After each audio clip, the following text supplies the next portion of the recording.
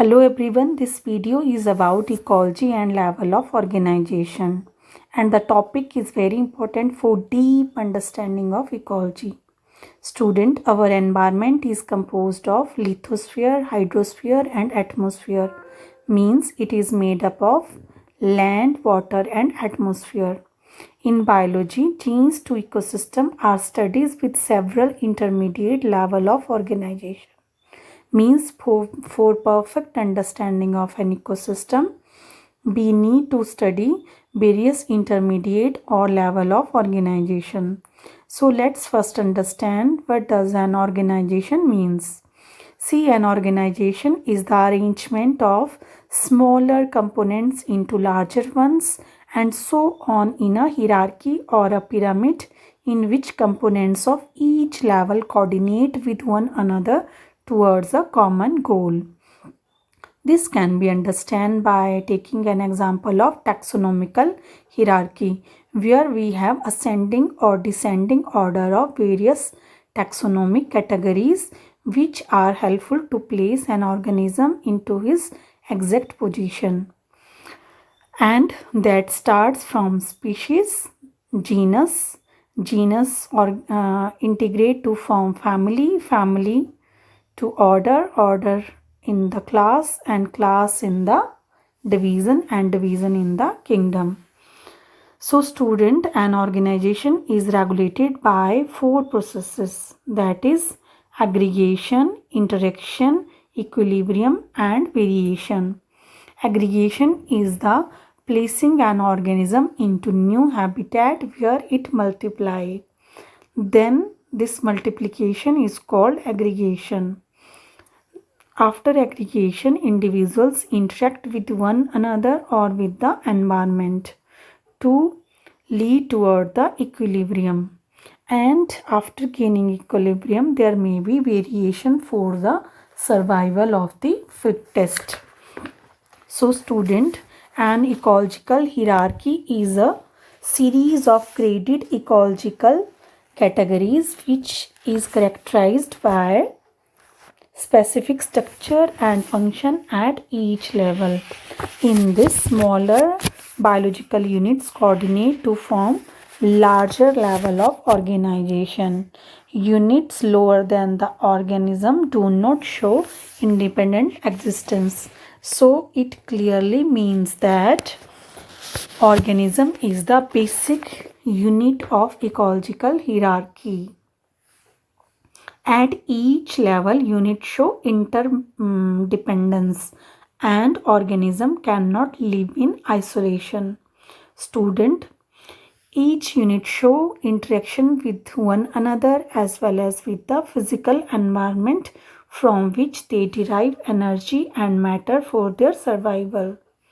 The biological units are successfully adapted to the environment. So, in an ecological hierarchy, these are the structure and functions of the different categories. Means they are independent, they interact with the environment, and finally they got adapted to the environment. This can be understood by taking an example that whenever we introduce a new plant to a new habitat, then initially this plant try to interact with the environment for its successful adaptation. With passage of time, it increase its number and then show interaction with the biotic and abiotic factors of its surrounding. And finally, it gain equilibrium and there exists some variation which make it different from its original location. Student, an ecological hierarchy involves main 7 categories, and here organism is the basic category. Organism of a population of a species will then form population when they live in a particular area, and population of different species in a particular area will form biotic community. All the communities along with their abiotic factor will form ecosystem, and all the ecosystem of the earth will finally lead to biosphere. So these are the main hierarchy in an ecological hierarchy. These are the main categories in an ecological hierarchy. So let's first start from organism. Student, an organism is characterized by smallest level of ecological hierarchy. It is most distinct and easily observable unit, and it can perform its all life activities independently. It always has cellular nature and it may be acellular or it can be multicellular. Student, it is quantitative unit and can be counted or measured. But this is not universal because in some organism there are organically interconnection. For example, grasses or colonies of sponges. So it's not universal that organism is always an quantitative unit and can be counted or measured individually. The parts of the organism cannot exist independently of one another, means an organism is a whole unit. Student, organism cannot live in isolation of one another. It show interdependence with other biotic and abiotic factor of the environment because it derives matter energy from the environment and expel waste out of environment for its survival. Student, an organism has the ability to grow, repair and regenerate, self-regulate, self-perpetuate and autonomous movement. It means an individual is capable of performing all the activities by itself. New organisms are produced from the pre-existing organism by the process of reproduction, which can be vegetative, asexual or sexual. This ensures the continuity of life. Organisms resemble their parents in a number of characters because parents transmit their character to their offspring. Student, an organism is fully adapted to its environment. Suppose if we migrate from our native place to a distinct area, then after some time we totally got adapted to that area. An organism has a definite lifespan, means it starts with birth, reach to growth, maturity, aging, and then ends with death. Next is population. Second level of organization in an ecological hierarchy is the population, and a population is generally considered a group of individuals of the same kind in a given area. Study of ecological life history of a species is called autoecology, which I explained to you in my previous video. Student, when individual of one species or single individual interact with the environment, then we call that autoecology. And various disciplines of economics, botany like agriculture, silviculture and horticulture are based on detailed autoecology of a species. The study of ecology gives us an idea about the distribution, adaptation and speciation of a particular species. So next category is community. Community is a group of population of different species living in a given area. For example, all kind of plant, animals or microorganisms living together in an area constitute a community. See if we can see all the individual animal or plants of mandi area will constitute community. Different population of a kind of individual may constitute a community as a different kinds of plant forming a plant community. If we consider animal, then we call animal community, or if we include microorganism, then we call microbial community. Student, in a community we can study different characteristics like diversity, growth, form, structure and dominance, which are not possible in individual or population studies, because in a community we can say how species are diverse from each other, how any one of them may be dominant or other may be recessive. So it is only in the community that we can study about the diversity and growth form of the species. Student, next is ecosystem. You know very well an ecosystem is an area where both biotic and abiotic factors of nature interact, and it can be small as a water drop or it can be as big as an ocean.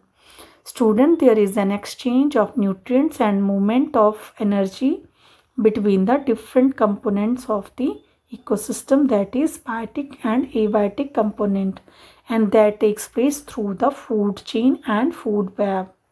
The flow of energy and cycling of nutrients are the functional component of ecosystem.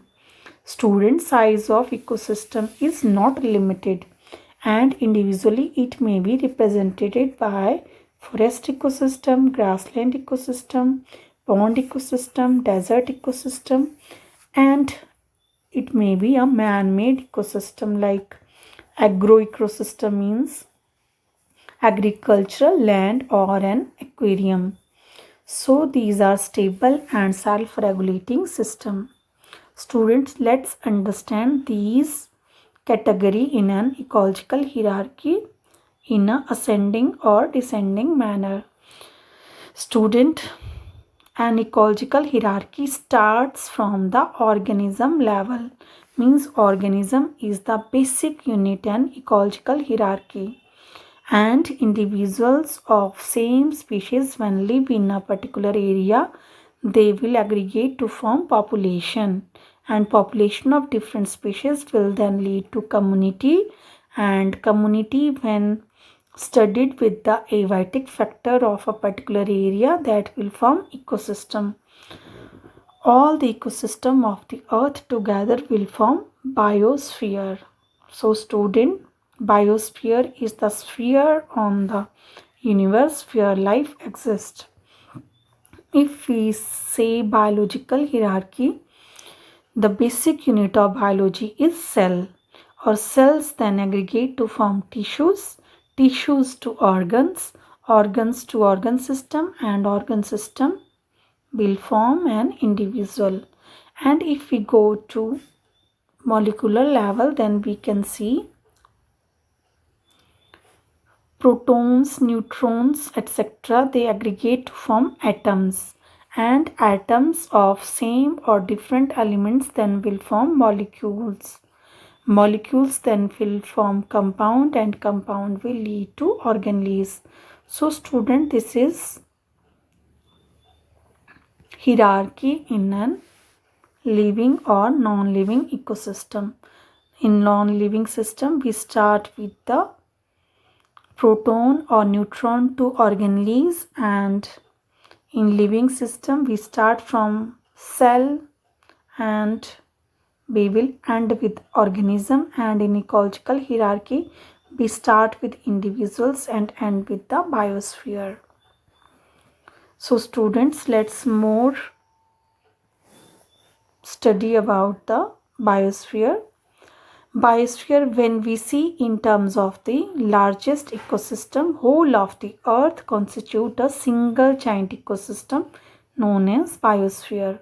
All the ecosystem named above are the subunit of the biosphere.